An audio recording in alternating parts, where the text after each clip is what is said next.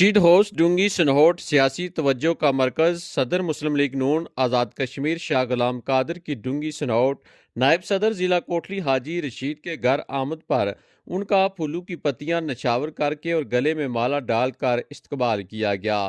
صدر مسلم لیگ نون آزاد کشمیر شاہ غلام قادر نے مسلم لیگ نون میں شمولیت اختیار کرنے پر مبارکباد پیش کرتے ہوئے کہا کہ ایسے مخلص اور کام کرنے والے لوگوں کی پارٹی کو ضرورت ہے۔ حاجی رشید چودھری جیسے لوگ ہماری جماعت کا قیمتی اثاثہ ہیں اور ہماری کوشش ہوتی ہے کہ ایسے لوگ مسلم لیگ نون میں شامل ہوں۔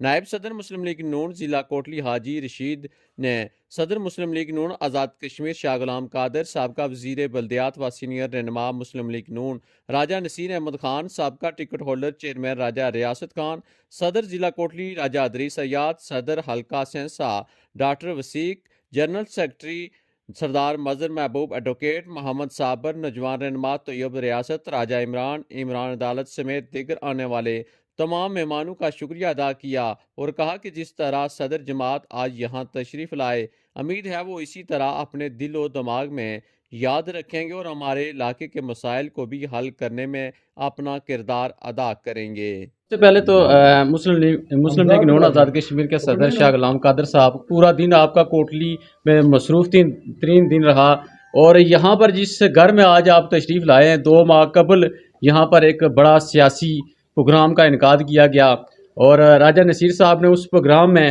خوشی میں آ کر اسی دن انہوں کو جو ہے نا ایک عہدہ بھی اناؤنس کیا، اور اسی دن ڈاکٹر محمود الحسن جو اب اس دنیا میں نہیں رہے، وہ بھی اس پروگرام میں یہاں پر موجود تھے۔ اور اس کے بعد یہ جو ڈونگی سنہوٹ کا گھر حاجی رشید ہاؤس تھا، یہ سیاسی توجہ کا مرکز بنا رہا، اور آج آپ بھی یہاں پر تشریف لائے، تو کیا سمجھتے ہیں کہ ایسے لوگ جو مسلم لیگ نون میں شمولیت اختیار کر رہی ہے، اس کو کس نظر سے دیکھتے ہیں؟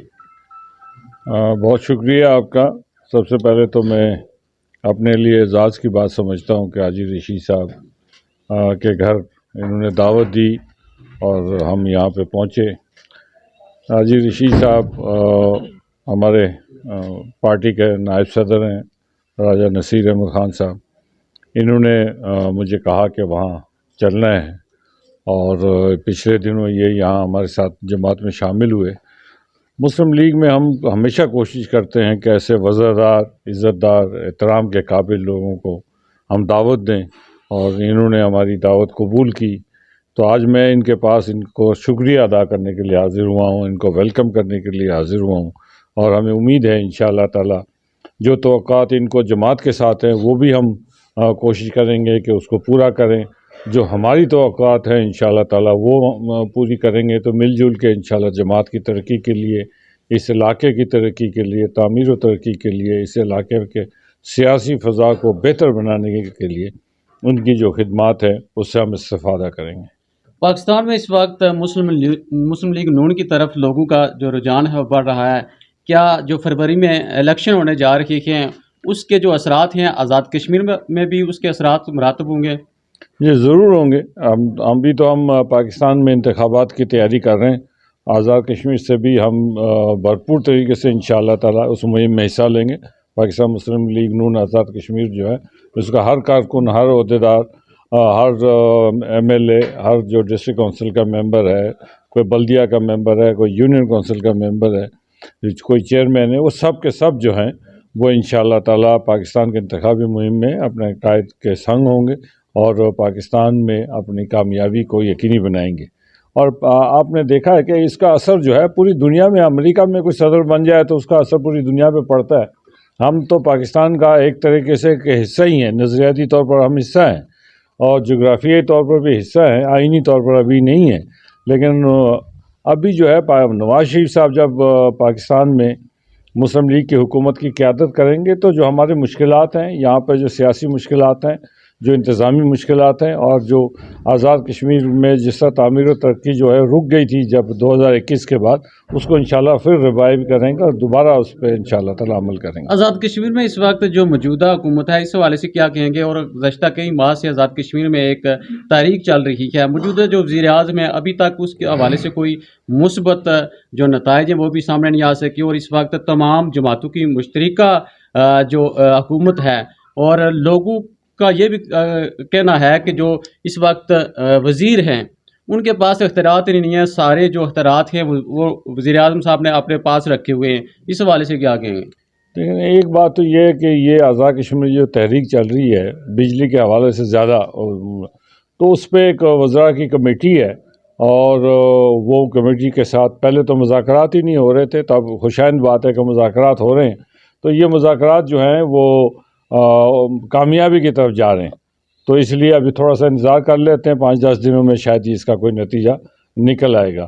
تو جہاں تک وزراء کے، اگر وزراء کے کوئی کہتا ہے کہ ان کے پاس اختیار نہیں ہے، تو میں نہیں سمجھتا کوئی بے اختیار وزیر رہا ہوگا. میں بھی وزیر رہا ہوں، راجہ نصیر صاحب بھی وزیر ہیں. تو اختیار تو خود لینا پڑتا ہے.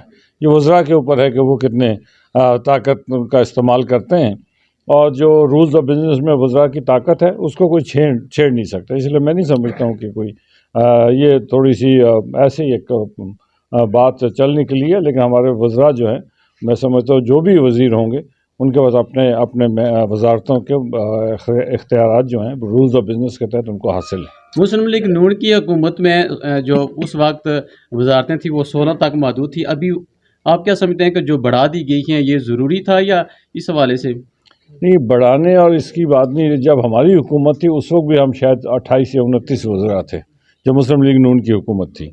تو ہم نے ایک بہتری کی کوشش کی تھی کہ آئین میں ترمیم کر کے کہ اس کو 16 تک محدود کیا جائے.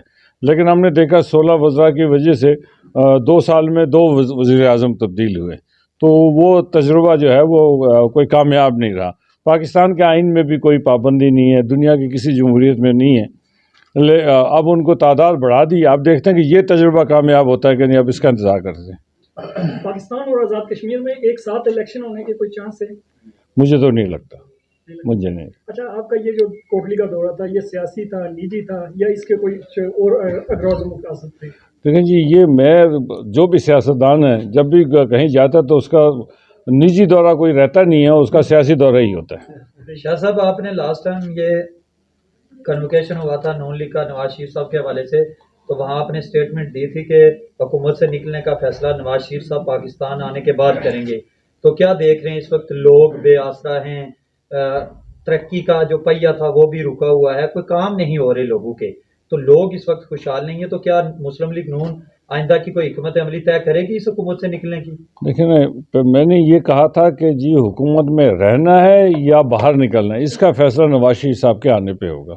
میں نے نکلنے کی بات نہیں کی تھی. میں نے کہا تھا دونوں چیزیں ہیں. حکومت کا کام ہے عوام کو سہولت دینا.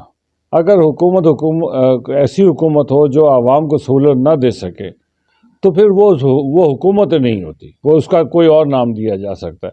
تو ابھی پاکستان کے الیکشنز کا انتخابی مہم شروع ہو رہی ہے اور ہم سارے اسی میں مصروف ہیں.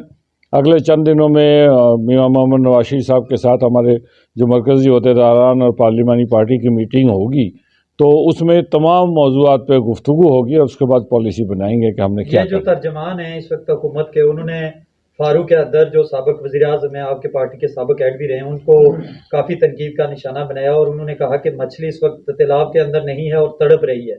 تو انہوں نے جو سٹیٹمنٹ دی تھی کہ بیساکھیوں کے اوپر حکومت ہے، اس حوالے سے جو ماجد خان نے بیان دیا، کیا کہنا چاہتے ہیں ایز اے پارٹی عہدیدار، چونکہ وہ لیگی رہنما بھی ہیں فاروق اعظم؟ فاروق اعظم صاحب صدر رہے مسلم لیگ کے، میں ان کے ساتھ جنرل سیکرٹری رہا ہوں، قابل احترام ہے. اور انہوں نے بھی اپنی طرف سے اسٹیٹمنٹ دی ہے، ماجد خان نے بھی اپنی طرف سے اسٹیٹمنٹ دی ہے. تو اس لیے یہ ایسی صورتحال پیدا نہیں ہونی چاہیے. کبھی بھی آزاد کشمیر میں احترام کا ایک رشتہ ہے، ہمیشہ سیاست میں رہا ہے، اور یہ احترام کا رشتہ جو ہے وہ برقرار رہنا چاہیے. اور بہت ساری باتیں ہم نے بغیر پریس کو اور میڈیا کو بتائے کچھ چیزیں کی ہیں، تو اس کے بعد آپ نے دیکھا ہوگا کہ ابھی تک اس کے بعد بہت ساری چیزیں جو ہیں وہ رک گئی ہیں. تو جو خوشائند بات ہے، کشمیر کے لوگوں کو کوئی خاص پیغام؟ تو ابھی تو مسلم لیگی کارکنوں کو میں کہنا چاہتا ہوں جو مسلم لیگ سے جن کی وابستگی ہے، دلچسپی ہے، وہ پاکستان کے انتخابات پہ توجہ دیں. اور یہ 2 مہینے کی بات ہے، 2 مہینے کے بعد پھر انشاءاللہ تعالیٰ بہت ساری چیزیں جو ہے کچھ ہمارے علم میں ہے، کچھ خدا کے علم میں ہے، کچھ نہ کچھ بہتری کی امید جو ہے آزاد کشمیر میں بھی نظر آئے گی. ٹھیک ہے. مسلم لیگ نون میں شامل ہونے کی اطلاعات آ رہی ہیں. سردار عتیق احمد خان یا ایم سی کی کسی قیادت نے آپ سے رابطہ کیا ہو یا اس بارے میں کوئی بات؟ سردار عتیق احمد خان مسلم لیگ میں شامل ہو رہے ہیں؟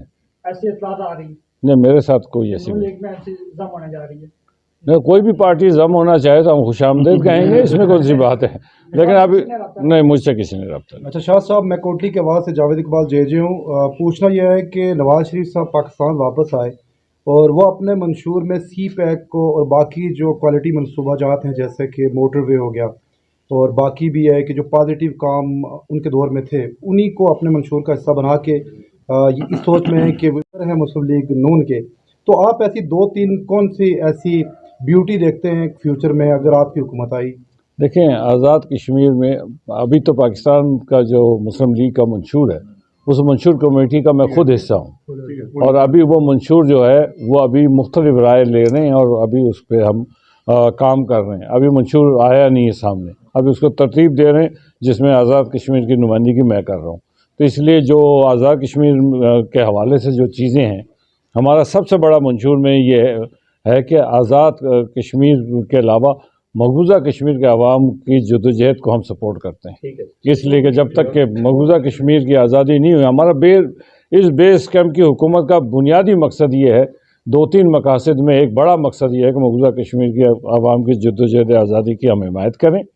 आज़ाद कश्मीर में तामीर व तरक्की, आज़ाद कश्मीर में नौजवानों को, बेरोज़गारों को रोज़गार और यहाँ सेहत की सहूलत देना, तालीम की सहूलत देना, ये वो चीज़ें हैं जिनके ऊपर हम अपने तौर पर भी मंशूर तैयार कर रहे हैं आज़ाद कश्मीर के लिए भी, और पहले भी मंशूर हमने तैयार किया हुआ था, और जो उसमें कमी पेशी है उसको हम दूर करेंगे।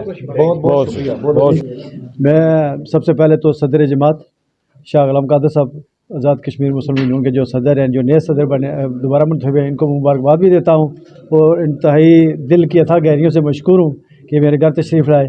इनके साथ राजा नसीर अहमद खान साहब हैं, हमारे वज़ीर बल्दियात भी रहे हैं, सीनियर नायब सदर भी हैं, चेयरमैन रियासत साहब हैं और बाकी जितने भी हमारे डॉक्टर साहब से हैं और हल्का अपना ज़िले सदर है राजा आदरी साहब, सबका भी मशकूर हूँ। और जिनके साथ जितने भी बंदे आए हुए मैं सबका अपने दिल के अथाह गहरियों से मशकूर हूँ कि मेरे घर तशरीफ़ लाए, मुझे इज़्ज़त दी। और स्पेशली जो शाह साहब आए, ये तो हमारे लिए बहुत बड़ी फ़ख्र की बात है कि हमारे गाँव में पहली बार तशरीफ़ लाए और हमें उम्मीद है कि इंशाअल्लाह ये हमें अपने दिल में और ज़हन में रखेंगे, हमारे इलाके के मसाइल भी और हमारी मदद भी करेंगे और हमें आने वाले वज़ीर आज़म इंशाअल्लाह यही होंगे और इसी के ऊपर हमें उम्मीद रखे हुए हैं कि हमारे काम इंशाअल्लाह खुले होंगे। और इसके साथ जो चेयरमैन साहब आए वो भी मेरे ख्याल में पहली बार ही आए हैं, उनको भी अच्छा चलो जी, मेरे घर तो पहली बार ही आए तो उनको भी खुश आमदीद कहते हैं जी, उनका मशकूर भी मैं। बाकी जितने भी साथी हैं सबका दिल के अथाह गहरे से बहुत बहुत शुक्रिया जनाब। आप लोगों का भी बहुत शुक्रिया, मीडिया का भी, कि मीडिया के बगैर तो हर कुछ भी नहीं चलता। स्पेशली जो सियासत है वो तो मीडिया के ऊपर ही है, मेन पिलर जो है ना वो मीडिया है। तो सईद भट्ट हैं, बाकी जितने भी साथी हैं, आप सब ज़रा वो जनरल सेक्रेटरी हैं तो आपको कवर करते हैं सबको, तो सबका मशकूर मैं बहुत बहुत